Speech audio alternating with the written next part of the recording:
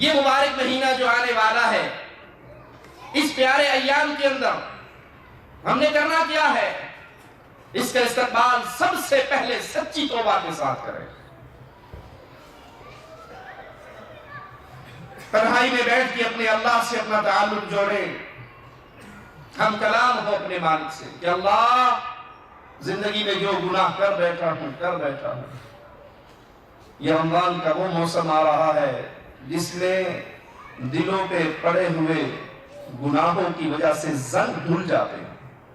اللہ، میں اپنی زندگی کے سارے گناہوں سے معافی مانگتا ہوں، جو جان بوجھ کے کیے اس پر بھی معافی، جو انجانے میں ہوگے اس پر بھی معافی، جو انسانی بشری تقاضوں کے تحت ہوگے اس پر بھی معافی۔